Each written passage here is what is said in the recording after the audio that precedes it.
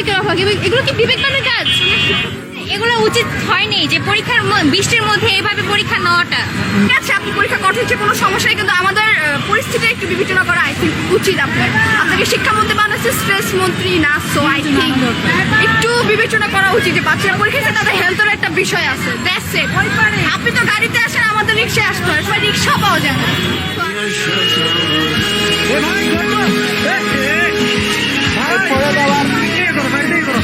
পড়ে যাওয়ার দৃশ্যটা দেখলেন তো, একজন শিক্ষার্থী পানিতে পড়ে গিয়েছে। এই পড়ে যাওয়াটাকে যদি একটা সিম্বল ধরেন তাহলে বুঝতে হবে বাংলাদেশ এইভাবেই পড়ে গেছে, বাংলাদেশ নড়ে গেছে, বাংলাদেশের শিক্ষা ব্যবস্থা পড়ে গেছে। এই অপদার্থ মুরগি মিলন শিক্ষামন্ত্রী হয়েছে, ঠিক আছে। এই মুরগি মিলন প্রকৃতপক্ষে শিক্ষার উন্নয়ন না করে এইখানে সে বেড়াগিরি দেখাচ্ছে। বেড়াগিরিটা কি? বেড়াগিরি হচ্ছে পরীক্ষার হলে গিয়ে সে কোনো ছাত্রের নকল ধরে ফেলবে, এটা তার বেড়াগিরি। এইটাই হচ্ছে তার শিক্ষার উন্নয়ন, শিক্ষাক্ষেত্রে তার উন্নয়নের নমুনা। শিক্ষাক্ষেত্রে তার উন্নয়নের নমুনা হচ্ছে ঝড় বাধা বৃষ্টি, হ্যাঁ, সাইক্লোন, সব কিছুর মধ্যে থেকেও শিক্ষার্থীরা যথাবিধি নিয়ম পালন করে পরীক্ষা কেন্দ্রে উপস্থিত হতে পেরেছে বা হতে পারবে। এইটা দেখানোই হচ্ছে তার শিক্ষামন্ত্রী হওয়ার সাফল্যটা। এটা হচ্ছে স্ট্যান্ডবাজি, কাজের কাজ কোনো কিছু না করে শিক্ষার্থীদের জানের উপর বোঝা তুলে পাথর মেরে তার শিক্ষামন্ত্রীর শিক্ষাক্ষেত্রে সাফল্য দেখানোর চেষ্টা করতেছে। ভাবা যায় যে শিক্ষামন্ত্রী শিক্ষার্থীদের জীবনের নিরাপত্তার কথা না ভেবে, তাদের সুস্বাস্থ্যের কথা না ভেবে তাদেরকে পরীক্ষা কেন্দ্রে জোর করে পাঠায়, সে আসলে শিক্ষামন্ত্রী হওয়ার যোগ্য না। বিষয়টা বুঝতে পারছেন তো? আমি পরীক্ষার্থী ভাই বোনদের উদ্দেশ্যে একটা কথা বলবো, আপনারাই না ইনকিলাব ধনকেলাব জিন্দাবাদ বলে বাংলাদেশের একটা বৈধ সরকারের প্রধান ঘটিয়েছিলেন। এখন তো আপনাদের এটি মেনে নেওয়ার কথা, আপনারা তো সাফার করতে হবে, নয় কি? তো এই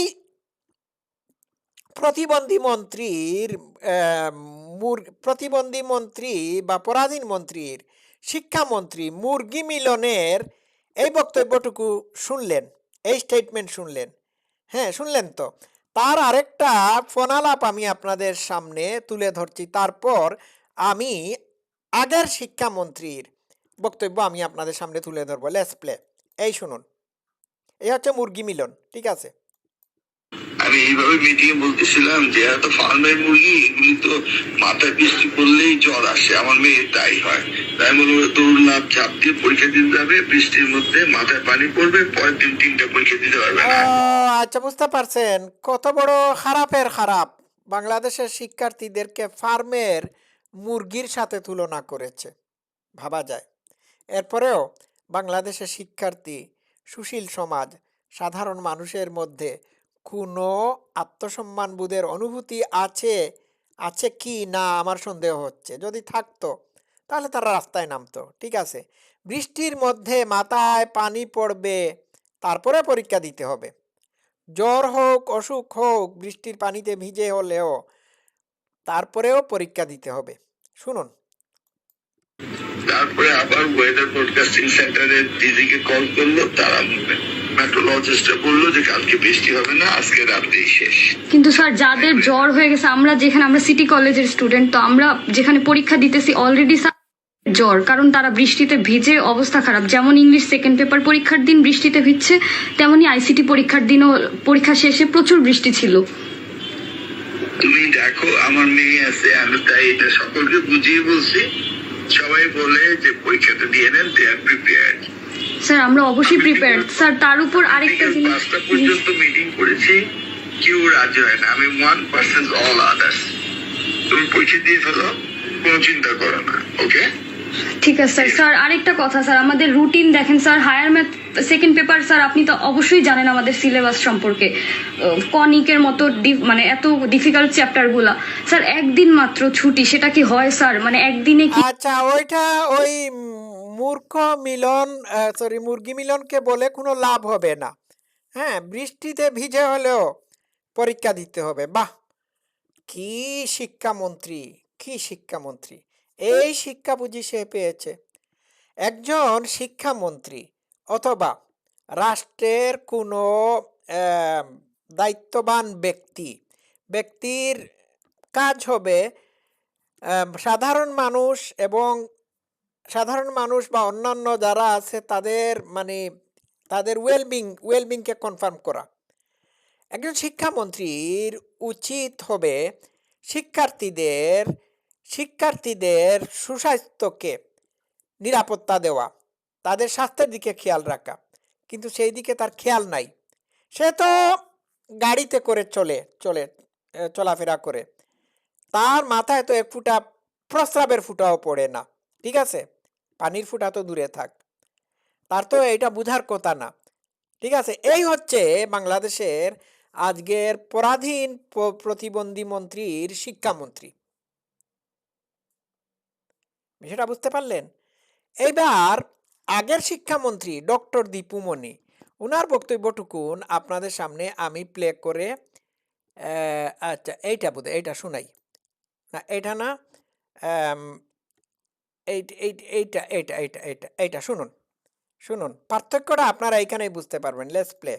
পরীক্ষা 1 বছর না দিলে জীবনে এমন কোনো বিরাট ক্ষতিবৃদ্ধি হয়ে যাবে না, কিন্তু আপনাদের সুস্থতা, আপনাদের জীবন, সেটি আমাদের কাছে গুরুত্বপূর্ণ। এমন কোনো সিদ্ধান্ত গ্রহণ করা হবে না যাতে তারা ব্যাপকভাবে ক্ষতিগ্রস্ত হয়। আমাদের এই যে ক্ষতিটা, এটি সামগ্রিক শিক্ষা ব্যবস্থার ক্ষতি এবং সারা বিশ্বেই সেই ক্ষতিটি কিন্তু হচ্ছে।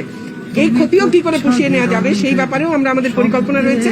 কিন্তু এখন পরীক্ষা আমরা আদৌ নিতে পারবো কিনা, পরীক্ষা নিতে না পারলে বিকল্প কি ব্যবস্থা হবে, তার সবকিছু নিয়েই কিন্তু আমাদের চিন্তা ভাবনা রয়েছে। আমাদের একেবারে প্রস্তুতির দিকেই আমরা যাচ্ছি।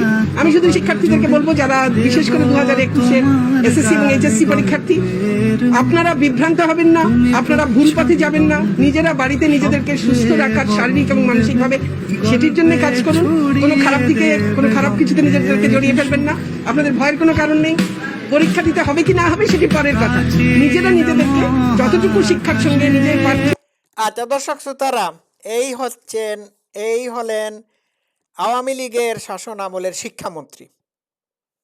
ঠিক চিন্তা করে দেখুন, এই শিক্ষামন্ত্রী শিক্ষার্থীদেরকে সান্ত্বনা দিয়েছেন, তাদেরকে আশ্বস্ত করে বলেছেন যে তোমাদের সুস্বাস্থ্য আসলে সবার আগে।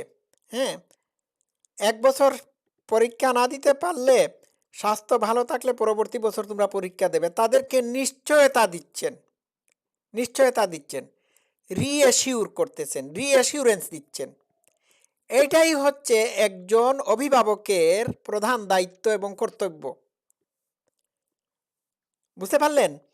তো একজন শিক্ষামন্ত্রী শুধুমাত্র শিক্ষামন্ত্রী না, সে হচ্ছে শিক্ষার্থীদের অভিভাবক। আচ্ছা, দীপুমণির এই কথা শুনে কি তাকে একজন যোগ্য অভিভাবক মনে হয়েছে, সিম্পেথাইজড বা মমতাময়ী অভিভাবক মনে হয়েছে, নাকি তাকে মনে হয়েছে যে একজন কর্তৃত্ববাদী নিষ্ঠুর অভিভাবক? আপনারা কমেন্ট করে আমাকে জানাবেন। আর ওই মুরগি মিলনের বক্তব্য শুনে আপনাদের কি মনে হয়েছে বলুন তো দেখি।